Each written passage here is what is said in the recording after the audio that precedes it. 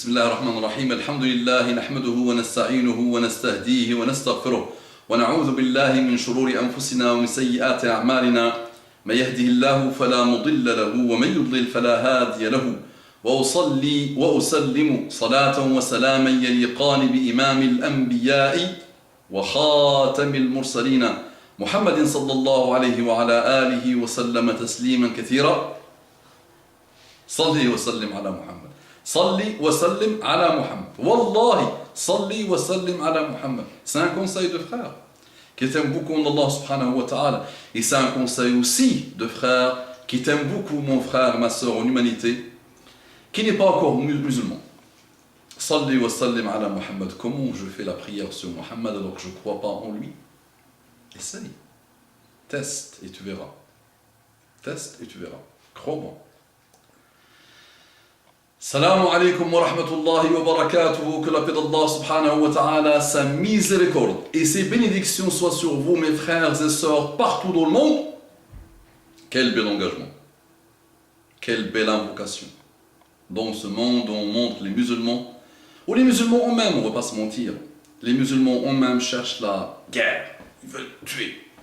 Kidnapping par-ci, prise d'otage par-là, assassinat par-ci, groupe révolutionnaire par-là, et ça n'arrête plus. Assalamu alaykum wa rahmatullahi wa barakatuhu. Les musulmans eux-mêmes doivent se rappeler de cette belle salutation, de cette belle hygiène de vie qui est Assalamu alaykum wa rahmatullahi wa barakatuh. La paix. On est là pour la paix. La guerre est une exception. On est là pour la paix, ne l'oubliez pas. Je suis islamophile ou phobe. Non, aujourd'hui, il y a une belle mode qui s'est installée. Les actes islamophobes qu'on présente comme quelque chose de régulier, de continu, de quotidien dans la société française que je connais, celle que je connais le plus aujourd'hui.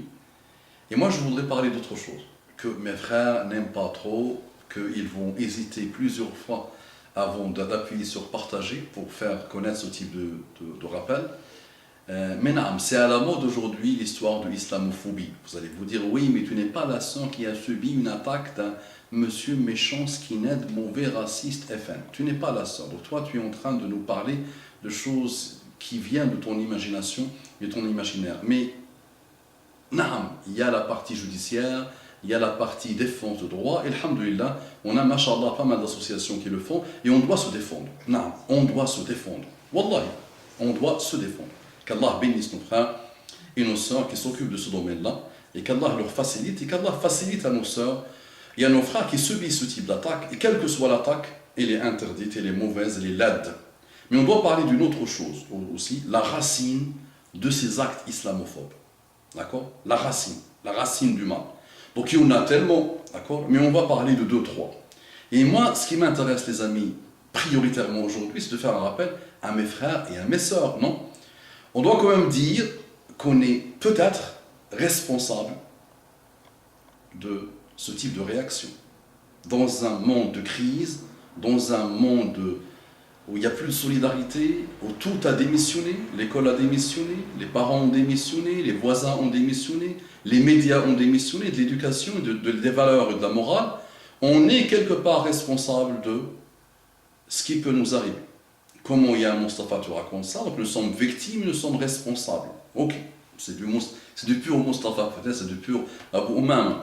Mais naam, mais bien aimé, on est quelque part. Il y a une part de responsabilité dans nos manières d'être et dans nos manières de faire. On ne va pas nier le fait qu'on est aujourd'hui une communauté qui, à chaque fois qu'on parle d'elle, on parle de choses mauvaises. Vous allez me dire, c'est les médias. Non, mais les médias, ils font le rôle. Hizb al-Shaytani, on l'a rappelé à chaque fois, Hizbullah, deux hizb qui vont se combattre jusqu'à la fin des temps. Maintenant, soyons intelligents dans le combat. Donc, Hizb al-Shaytan, le Hizb al-Shaytan, de Satan, va tout faire pour qu'il n'y ait plus de morale, qu'il y ait beaucoup de guerre, qu'il y ait beaucoup de conflits, qu'il y ait beaucoup de choses mauvaises. Et Hizbullah, il fait mal son travail, non? Hizbullah, il fait mal son travail. Les amis, quand nos jeunes aujourd'hui, tous, ont une grande majorité, dans une grande majorité, sans vouloir trop généraliser, veulent aller dans des pays pour tuer, propagent des images mauvaises, Quand on les voit dans la rue, il faut être honnête.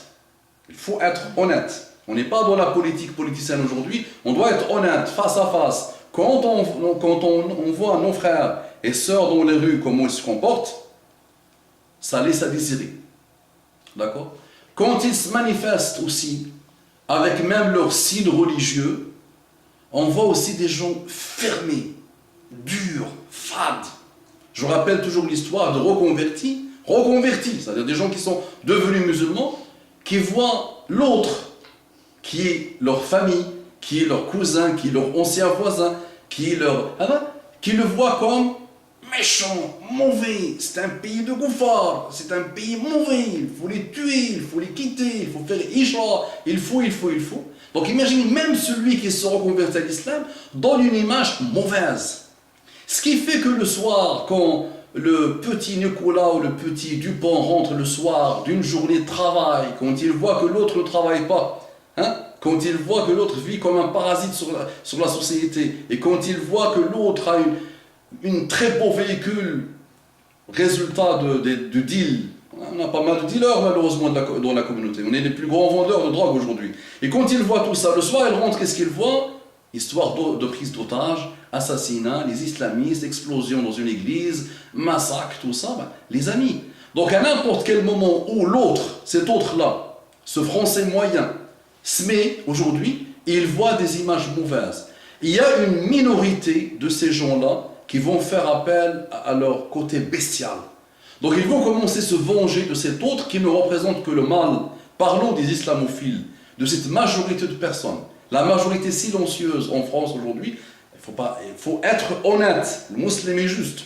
Le musulman il est juste, il doit être juste. Il doit dire la vérité. Même si l'autre est méchant, même si l'autre est injuste, même si l'autre est mauvais, toi tu ne dois pas être injuste. Et imagine quand l'autre est bon.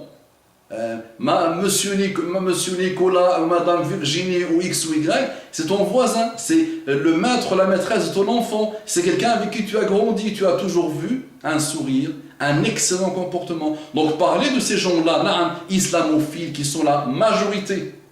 J'ai donné une 20aine d'années de ma vie à ce pays, j'aime mes pays d'origine, tous, mes pays, MES, et j'aime ce pays. Et je dois le dire. Et je sais que dans la majorité des pays musulmans que je connais, les gens rêvent, c'est-à-dire des gens qui ont une belle situation dans leur pays et qui rêvent de venir vivre ici, dans ce pays. D'accord? Parce qu'il y a un climat de respect, même aujourd'hui, dans cette période de crise, dans cette période mauvaise, le Français moyen reste quelqu'un de souriant, de gentil, de solidaire, qui peut te comprendre.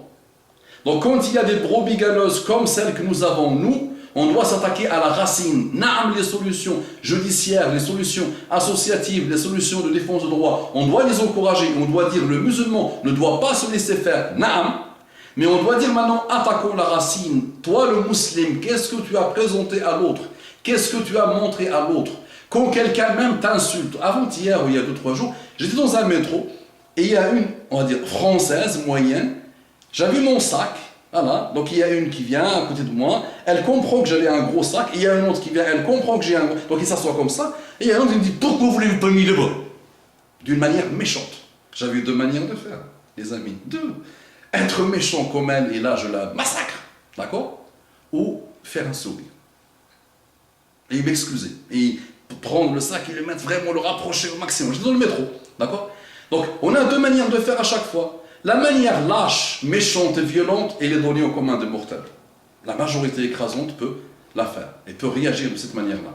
Et la manière douce, islamique, rares sont ceux qui la suivent. Faites revenir l'islam dans vos comportements et croyez-moi qu'on va finir avec tous ces actes-là, islamophobes et toutes les choses méchantes. Au moins, on va les limiter au maximum. Au moins, on va faire réfléchir celui qui est islamophobe 10 milliards de fois avant de faire son acte, parce qu'il le fait en pensant que celui qui subit son acte est quelqu'un de mauvais, de méchant, d'islamiste, de dur, de irrespectueux des lois. D'accord? Revenez à Allah subhanahu wa ta'ala, revenez à votre islam, partagez s'il vous plaît. Allahumma salli wa sallim ala Muhammad. Assalamu alaikum wa rahmatullahi wa barakatuh.